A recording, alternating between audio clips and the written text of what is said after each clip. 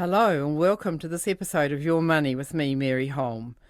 Thanks for taking just a few minutes to listen in while Jesse Mulligan and I talk through some useful ideas about how to make your money work better for you. Just remember though, this is guidance. Final decisions are up to you. Over to Jesse. The amazing Mary Holm is with me in the Auckland studio. Hello there. Hello, Jesse. You got scams on you. You had that interview I did the other day with people getting ripped off by romantic scams. Yeah, that's sad, isn't it? It's really, it's extra sad, I think. I mean, it adds a whole other element to it. Because losing your money's one thing, but having your heart broken at the same time and being made to look stupid, right? Yes, yeah, the whole thing's just hideous. But meanwhile, I don't know, did you get a chance to have a look at an email I sent you? Probably not. It was just about an hour ago. It's a doozy of a scam that a friend of mine just received. I can just tell you, we probably don't want to read the whole thing out because it's quite long, but I can tell you the gist Yes, of please. it. Are you sure you sent that to me, Mary? Yeah, I think so. Anyway, the first sentence is, I am well aware that XXX is one of your passwords, and in fact it was one of my friend's passwords, one that she uses on some websites, on several websites. Yeah. So then this person goes on to say that I'm assuming it's a he, I don't know why, but I just am, placed some software. It says, I actually placed a software on the X video clips porno website.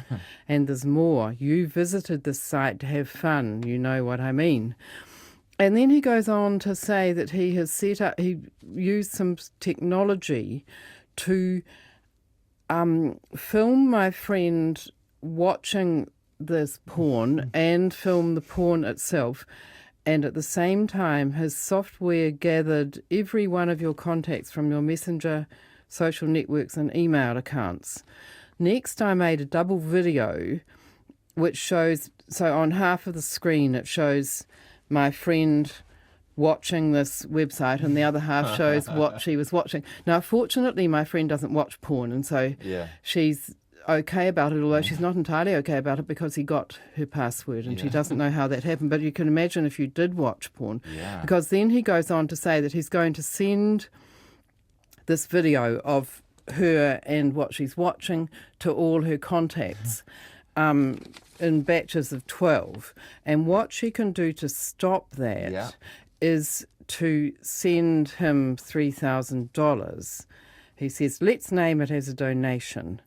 And then I most certainly will right away eliminate your video. And he goes on to tell her how she needs to pay by Bitcoin and how to go about doing that. And he also says, if you've been making plans for going to the authorities, I cannot be traced. He's assuring my friend he can't be traced. And so you'd better just get on and pay, or I'll give you 1 day to pay, and if you don't, then I'm going to be sending your video out to 12 contacts and then 12 more contacts and then 12 more contacts. He says if you're in an intimate relationship, I wonder how that'll be affected. It's pretty horrible. I mean, if you had happened to be watching some kind of porn, and from what you hear, a lot of people do, you could get... I mean, one of the key points about all of this is if you did send $3,000 to this person, they're promising you they're going to then eliminate the video. Well, they're going to keep on milking that cow, aren't they? Why ever would they not? They've got your contact list. They're going to keep on asking for more and more money. I mean, fair play to them. It's a great scam. Yeah, it is. It's and you know how they got the password. I suppose. I mean, that's not that astonishing. I suppose. No, what happens, I think, is they manage to break into a site with very low security. And then, or one with high security. I mean, there are examples of really well-known sites getting hacked around the world. Yes. But then they just assume that, probably correctly, that whatever I used on that site, I'm probably going to use in about 50 places as well. Yeah. Well, and I got one from Air New Zealand, actually, maybe a few months ago, saying that, what did it say? That a site... I don't know how they knew. Anyway, they hadn't been compromised, but they'd found out about another site being compromised, and for some reason they were alerting their customers that if you belong to this site, then you should, change your password on our site. Really? That's interesting, isn't it? Yeah. The whole... I mean, I've got a much better quality password for my bank than I have for some of the, you're just going on to buy something online or something, and I'm pretty casual about my password there, and I think a lot of us probably are, and use much the same one in a whole lot of different places, and this one, my friend's, it's one of those sort of passwords that this chap's named. So anyway, I mean, she's got a friend who knows a lot about computers, and he's sort of looking at it. I'm going to suggest she also reports it to ScamWatch, which is, so if any listeners have got, if you get something like this, go look up ScamWatch, which is run by the Ministry of Business, Innovation and Employment. They ask you to report scams. They give you help in identifying if it is a scam. They give you help if you've been scammed. There's a whole lot on that website, and it's a good idea to point out to them. I think they probably like to know what ones are going around, Yeah, great. But and beyond that, though, there's some classic stuff. We have talked about this before, but it's been, the last time I did talk to you a lot about it was in 2015. I found when I looked back on the files, which surprised me. And speaking of being surprised, a UK study recently found that the more financially sophisticated a person is, the more likely they are to be victimised, which really surprised me. Wow. But it says, since fraudsters prey on investors' overconfidence, which is really interesting, isn't it? Because I would have thought it'd be the opposite. But I guess if you're engaged financially, if you're looking for your money to make you money, then you'll be more maybe open-minded or alert to this sort of thing. Or something. It goes on to say that research that the older, wealthier, risk-taking men are the most likely to be the targets of share fraud. So they're the ones that are probably investing in shares in the market. And women were more likely to be affected by what they call recovery fraud, which is when you've been the victim of a fraud and then people come to you and say, we're going to help you get your money back. And that's another thing that's just so horrible, isn't it? And people put good money after bad. Really? Yeah, get told if you spend $100, we'll help you get that 10,000 back. I don't think I asked the guy from NetSafe when I did that interview about romance scams whether men or women are more likely to fall for them. No. I don't know. I do remember I don't know either. Hearing or reading a while ago about a man in his 80s, I think, who... Did you hear about that? Who, I think he was in New Zealand, and he has... so apparently fallen in love with a lovely younger woman on the other side of the world and is sending her money, and his children are not happy about this, but he won't listen to them. And, you could say, the kids just don't want the inheritance to be blown, but let's give them some credit. It's probably not just that. They can see dad falling in love. Presumably he's widowed or divorced. Yeah. And fall in love with some Russian bot. Yes, there was a fantastic movie in the film festival a few years ago called Catfish. Have you ever heard of that? I've heard the term catfishing. Yeah. Yeah. Well, this guy in New York, he'd fallen in love online with a woman in, I think, Minneapolis, Minnesota, and he decided to go with his brother, get in the car and drive to see her. And she looked very different. She was much older, but it was a very interesting story because she was poor. She was married. She had some children who had mental health problems. She was living a sad life, and he got to know her and befriended her anyway, but in a whole different way from what he'd originally thought. Okay, that's good. Yeah, so it was an interesting movie, but yes, the I don't know a lot about the romance cons, but I mean the obvious message there really is, if you're on a dating website, to stick with a New Zealand one, and preferably talk to people who live fairly near you, so you can just get to meet them in person fairly fast. Right, But- there are plenty of people listening have fallen in love in some, far off Yeah. land and made it work. They have. You Look, might not want to rule yeah. out the rest of the world, Mary. Well, no, you're quite right. Yes, we've all heard stories of friends who have, Just hard to tell whether Yeah. they're legit or not, I suppose. Yeah, if you can't meet them, it's tricky. Okay. But just getting into warning signs in general of scams, some obvious ones are like the return is expected to be higher than, if someone's telling you the return's higher than maybe 10% a year, that's too high. People think, oh, that's not all that high, but it is. You can't keep on getting more than 10% a year. Pressure to commit quickly, isn't always a scam. It might just be someone selling you something and charging you way too much for it, and and real estate agents do it, and car salespeople do it, and all of that, where they say that price is better today than it'll be tomorrow, or we're running out of, and you get it all the time. And I just say to people, just never ever be pressured to sell something, to buy something. They know that if you go away and cool down and think about it, Yeah. you're more likely to change your mind, right? Yes, yeah, exactly. And that's why they give you all kinds of incentives to stick with it. But, it's really rare that if you walk away that you find yourself, 6 months later wishing you hadn't walked away. It's far more common the opposite. That you find yourself wishing you had walked away. It's And another one that I've, noticed over the years is a stranger approaches you. Whenever a stranger approaches you by phone, by email, in the mall, whatever, and says, I've got a deal for you. So you're not initiating it, they are. Why are they doing that? It never ends up being good, I don't think.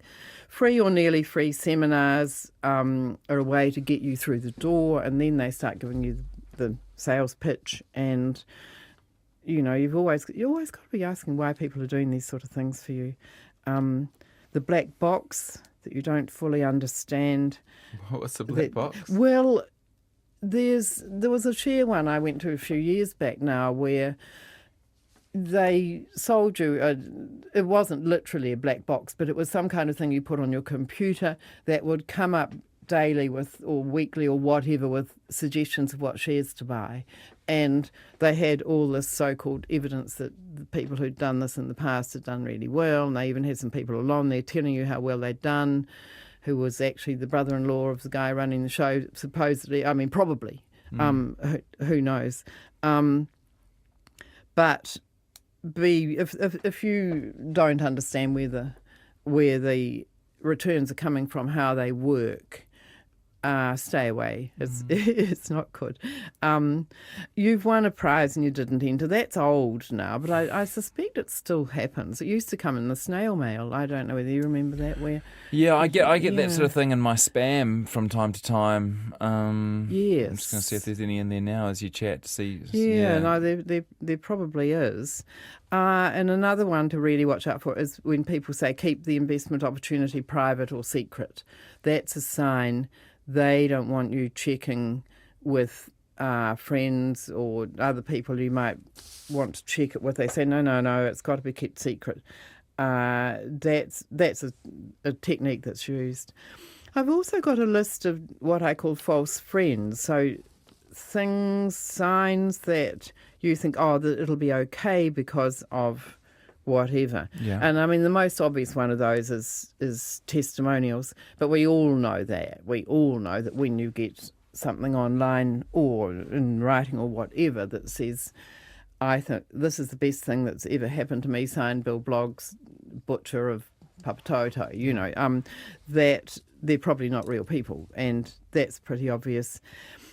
Similarly, being in reputable publications or reputable TV or radio stations, they don't check the credentials of the people that are advertising. Right, that's a good one, isn't it? Yeah. You see people say, well, look, I saw an ad in the Herald or the Don Post or something, and they're good, solid publications. They wouldn't run a scamster's ad. Well, I'm sure they wouldn't knowingly, but they don't have the resources to check out everybody who wants to advertise, and that would be take huge resources to check everything out to be satisfied it was all good stuff. And so, and we're talking here not only about out and out scamsters, but people that are just sucking you in to go and do a course on how to invest or something like that with them and charging a high price for it. And so that's not a scam as such, but it's a rip-off, shall we say. Yeah. People saying that something is approved by a government agency or Consumer New Zealand or somebody like that, they don't, neither government agencies nor Consumer New Zealand give an approval to something that looks like an investment scam. Watch out for that. Another one that's quite clever is they say to you, now we want you to I suggest you check with your lawyer or your accountant that this scheme is okay. And what they're hoping, of course, is that by saying that, you'll think, if they said that, it must be on the up and up, it must be fine, because otherwise they wouldn't be recommending that I check it with my lawyer or my accountant. And you don't want to go and see your lawyer or your accountant because they'll charge you fees to do it, so you just don't bother. And watch out for that. I suggest you really should bother. But probably you should just walk away from the thing anyway. Can I jump in? We're getting lots and lots of emails through. Yes, good. Lots of people who got that same email that you read at the top of the piece. Incidentally, that scam was based on a plot from the TV show Black Mirror. Oh, really? Yeah, episode 1 of Black Mirror. And they believe the passwords they got is from a hack a few years ago, probably LinkedIn. Someone says... Good. Not good. Someone says you need to advise your friend to stop using that password altogether. She's probably right on top of that. Yeah, I think so. Kia says, please encourage listeners to use password managers such as Dashlane. It's great. I've used it for years. Apparently that internet scam was mentioned on 9 to Noon earlier this week. The bit about the password is true, but everything else is made up. But they are trying to frighten you. Just change your password. Yeah. And one with a question for you. Someone says if you're meeting someone overseas romantically, use FaceTime. I don't know how FaceTime works, but I think it's got a bit more sort of a bit easy to track them down. Anyway, someone in Picton asks, we've had a scam, but they only wanted $1,000. Why so low? And I guess the answer is that they're sort of fishing to see if you're the person who'll go along with it, right? And then the next amount might be higher. And it might be quite clever that they might think, well, if they're asking for 10,000, you're going to balk it. If at 1,000, you might think, this is all too complicated, and I just want it to go away. And I've got no idea what they. But they're quite clever at the psychology of it all. No, that's all good advice. That's a bit embarrassing. It was already on 9 to Noon. You and I are both too busy working to listen to that. I guess so. Yeah. No, it's worth spreading, letting as many people as possible know. That's true. So lots of people appreciating that. Yes, yeah. So getting back to that's all interesting stuff, and some good suggestions. That password management stuff, I know I've heard and haven't got round to doing it. No, it's kind of thing we probably should look into. Yes, yeah. Another one that I think I have talked about this before on this show, but guaranteeing rental income. So if you're looking to buy, let's say, a unit or an apartment in an apartment building, perhaps to rent it out, the people promoting it, and it's a new building, let's say, the people promoting it say, now, Jesse, if you buy this apartment, we reckon you'll get X $1,000 a month rent for it, and what's more, we'll guarantee you get that. So if the tenants don't pay quite that much, we'll guarantee it. And you think, oh wow, this sounds great. And the apartment's quite expensive, but that's high rent, and so this must be a good investment. And they guarantee it for 3 years, and so you get the guaranteed amount. But then after 3 years, the guarantee's over, and suddenly you find that in fact it's only renting for about half what the guarantee was. And that's all that it was actually ever worth. In other words, the promoters have made you think it's a much better investment than it is, and so you've paid much more than you should have for it. And so they've made a huge profit up front by you overpaying, and they've used a little bit of that to supplement your rent going through. But so be really wary about any guarantees. I mean, other guarantees, obviously quite often the company's not even there, or if it is, it says you didn't follow the rules strictly, and so we're not going to pay up. Yeah. Oh, now creating websites and fake government authorities. I came across this recently. In fact, I was going to put it in the book I'm writing, and my son said, "Mum, don't put it in the book." It's a fake government website that looks like it says it's a UK, let's just say it's a UK financial lookout company, agency or something, a financial agency or something like that. It's got a credible sounding name, and when you go on it, it really looks like a legitimate website. And so these fraudsters who've got their own website have also created this whole other website that with a so-called government agency on it that says that they're on some kind of approved list. Yeah. And so they've gone to a hell of a lot of trouble. And on their own website it says, we are approved by the such and such agency, and you go to their website and sure enough they are. But my son said, no, don't tell people what that website is, because if they're crooks that have done that, God knows what else they might be doing, and getting into your, whatever. Then don't mess with them, he said. Don't mess with them, Mum. I looked up online, I was stupid enough to look up online to how to make my MacBook go a bit faster, and there was a piece of software recommended. Yeah. And then I looked all around to find out if it was a good piece of software, and they created all these sites and all these endorsements all over the internet. So you actually have to look and look and look before you finally find out the truth, which is that it's malware that actually ruins your computer. So they go to extreme lengths. Yes. I'm just trying to find the name of it, but I can't anymore. And then once you get it on, you can't get it off. They're probably ever so proud of having done all of that. And it's scary what goes on out there now. And I mean, I really do recommend to people, excuse me, that you just Google the name of the company or the whatever you're thinking of buying that you're a little bit worried about, and the word scam and the word fraud and the word review, and see what comes up. And if you get good positive stuff, that doesn't necessarily mean it's good, because as you say, the whole thing could be the people recommending it could be fraudulent. But if you see the opposite, and you often do, where you get people saying, no, this is a rip-off, then you've been warned.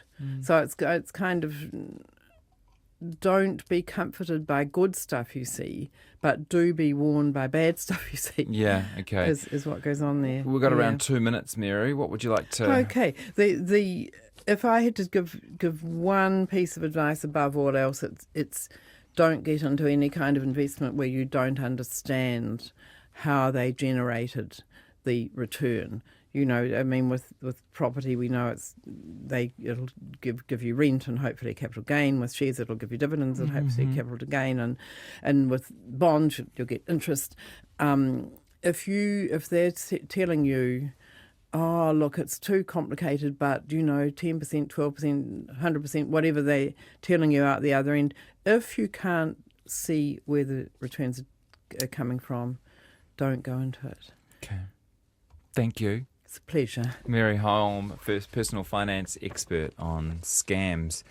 MacKeeper was the name of the software I was talking about. And I'm just, before I slag it off completely, I'll read the Wikipedia description, which is it's received mixed reviews. It's been accused of not performing as advertised and being difficult to fully uninstall. And it's heavily promoted through aggressive advertising and affiliate marketing. I think that's probably, I'll leave it at that. Yeah, that's bad enough.